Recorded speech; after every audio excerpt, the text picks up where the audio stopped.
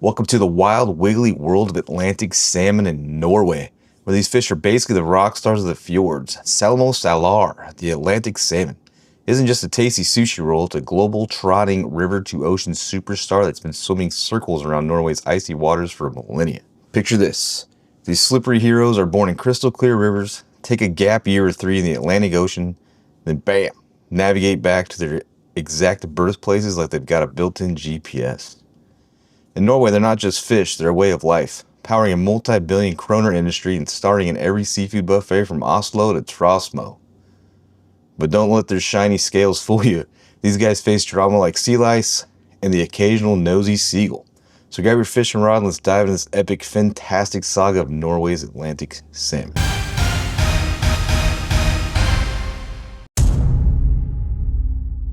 Tourcast News, I'm Nick, and today we're diving into a major update from Norway. They are the global leader in farmed salmon.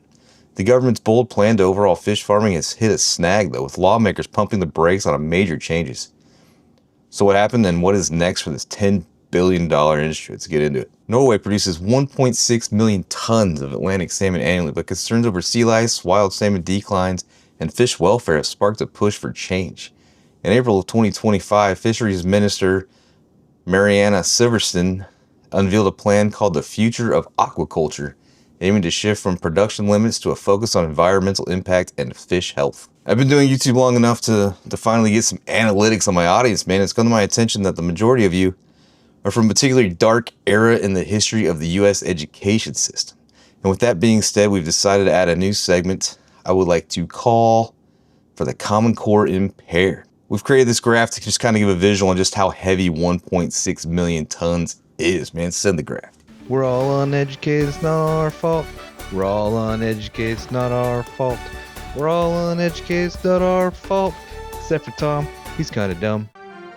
So basically it's equivalent to 272,000 elephants, 3,955 Boeing 747s, 31 Titanics, or about a half dozen Rosie O'Donnells.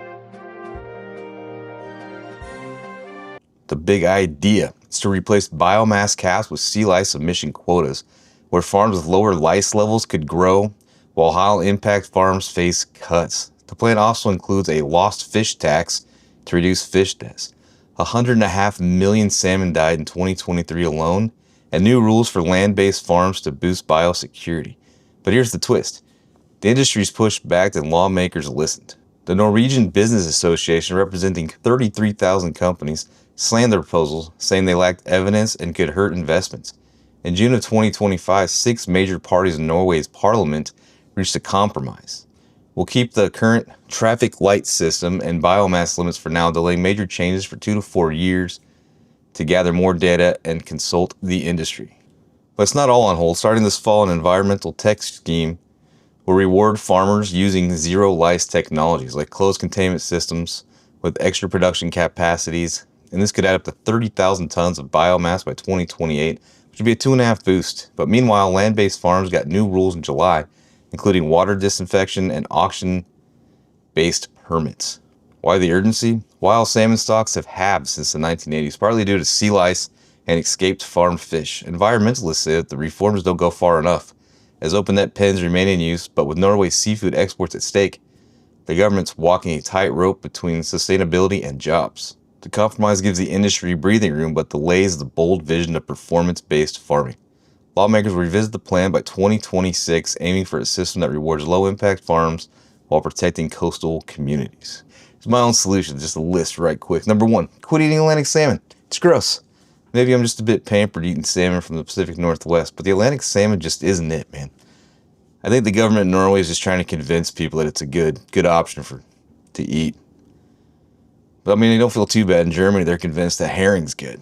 I don't know how people could eat what you use to catch the fish with. I mean, it just doesn't make sense to me, but it's just personal preference. And solution 2, man, just use a lice-killing shampoo, man. Put that stuff on a brush and rub the fish down and kill the lice. Or maybe put a collar on them, dude.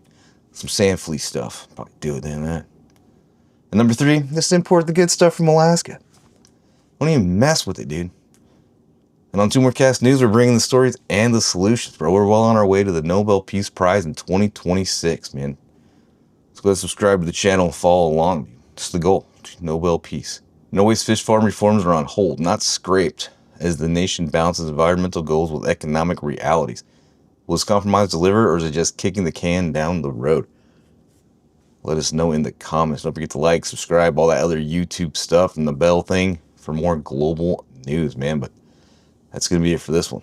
Later.